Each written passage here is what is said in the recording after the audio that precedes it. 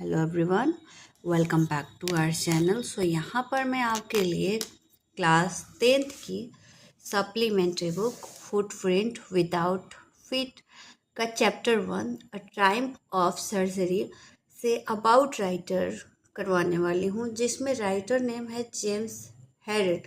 But ये उनका real name नहीं है, बिकॉज ये उनका क्या है, पेन नेम है। क्लियर। अब पेन नेम क्या होता है, रियल नेम क्या होता है, इसको पहले हम क्लियर करेंगे, देन हम आगे बढ़ेंगे। सो चलिए, विदाउट वेस्टिंग टाइम मैं आपको ये सारे आपके डाउट्स क्लियर कर देती हूँ, and then after this we will move to the chapter where we will know the chapter line by line. Okay, so James Harriet was the pen name of James Alfred Alfred. Okay, तो ये pen name क्या होता है? सबसे बड़ा जो confusion होता है कि ये पेन नेम है क्या, कैसा नेम है ये, आखिर क्या होता है। सो पेन नेम आप उसको कह सकते हैं जहाँ पे कोई भी राइटर अपनी रियल आइडेंटिटी यानी कि अपने रियल नेम को छुपा करके कोई एक अलग नेम सेलेक्ट करता है, जिससे कि वो अपनी राइटिंग करता है। जहाँ ठीक है, तो उसी को हम बोलते हैं पेन नेम। मान लीजिए आपका नेम है रमेश, सीता, गीता, जो भी, और आप अगर कुछ राइट कर रहे हो तो वहाँ पर आप अपने इस नेम को यानी कि रमेश, सीता, गीता को छुपा करके आपने वहाँ पर राधा, गीता, ये सब अगर नेम राइट कर लिया तो वो हो गया आपका पेन नेम, जो कि आप राइटिंग के लिए यूज़ करेंगे। यानी कि आप अगर कोई स्टोरी राइट कर रहे हैं तो वहाँ पर आप अपनी वो आइडेंटिटी शो कर रहे हैं इंस्टेड ऑफ आपका रियल आइडेंटिटी। क्लियर।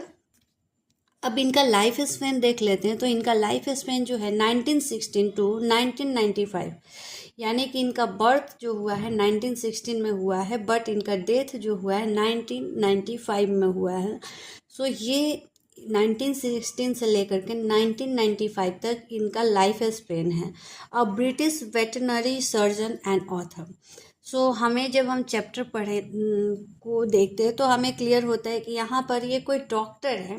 सो यहाँ से हमें इनकी, जब हम इनकी लाइफ के बारे में पता करते हैं, अबाउट ऑथर के बारे में पता करते हैं, तो हमें एक चीज़ें क्लियर होती है कि ये एक ब्रिटिश वेटनरी सर्जन और साथ के साथ ऑथर हैं। ब्रिटिश वेटनरी क्या होता है, ब्रिटिश क्या होता है, ये एक नेशनैलिटी है। जैसे कि हम इंडियन हैं, इंडियन है, तो हमारा इंडिया क्या है, नेशन है, और इंडियन क्या है, नेशनैलिटी है। क्लियर। अब वेटरनरी सर्जन क्या होता है, एनिमल्स के जो डॉक्टर्स होते हैं, जानवरों के जो डॉक्टर होते हैं, उनको वेटरनरी और सर्जन कहते हैं। क्लियर।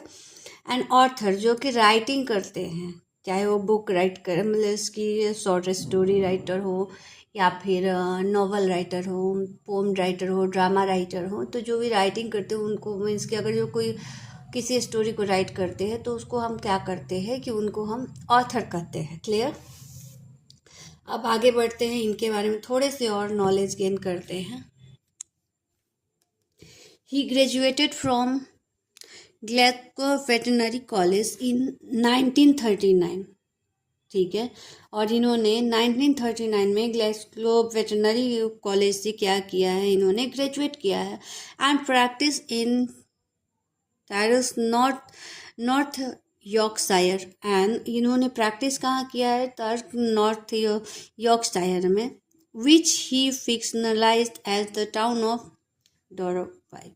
और ये इन्होंने फिक्शनलाइज किया है टाउन को।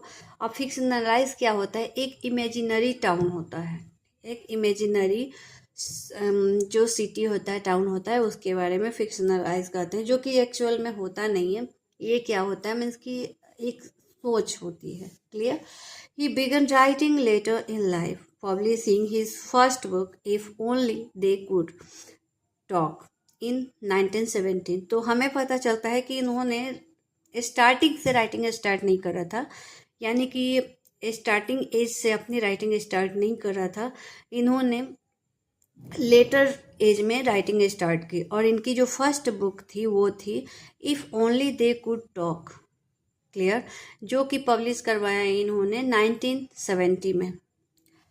नेक्स्ट आते हैं, तो हमें थोड़े से और इनके बारे में आइडिया लेते हैं, बहुत ज़्यादा की हमें ज़रूरत नहीं है, बिकॉज हम यहाँ पर एक ओवरलुक ले रहे हैं ताकि हमें हमारी एक समझ बन सके जिससे हम आगे अपने चैप्टर्स को करें। He was made an officer of the Order of the British Empire. अब ये क्या बने, ब्रिटिश एम्पायर में क्या बने, एक ऑफिसर भी बने, ठीक है। In 1979 for service to veterinary science, और वहाँ पर ये वेटरनरी साइंस में सर्विस देने के लिए एक ऑफिसर बने। सो ये हमारा ओवरव्यू हुआ हमारे ऑथर के बारे में, ठीक है। और हमें यहाँ पर बहुत ज़्यादा नॉलेज की ज़रूरत नहीं है, हमें बस एक ओवरव्यू की ज़रूरत है जिसमें कि हमारे माइंड में हमारे ऑथर के बारे में एक इमेज बन जाए और हम अपने चैप्टर को और भी अच्छे से क्लियरली समझ सकें। तो चलिए विदाउट वेस्टिंग टाइम चलते हैं चैप्टर्स की तरफ और चैप्टर को स्टार्ट करते हैं। लेकिन हाँ, अगर आपके लिए वीडियो हेल्पफुल रहता है तो चैनल को सब्सक्राइब कर लीजिएगा, वीडियो को लाइक एंड शेयर करना बिल्कुल भी नहीं भूलिएगा। मैं आपके लिए ऐसे ही कंटेंट लेके आऊँगी जिससे आपके सारे डाउट्स आपके चैप्टर के रिगार्डिंग सॉल्व हो पाएंगे। So thank you.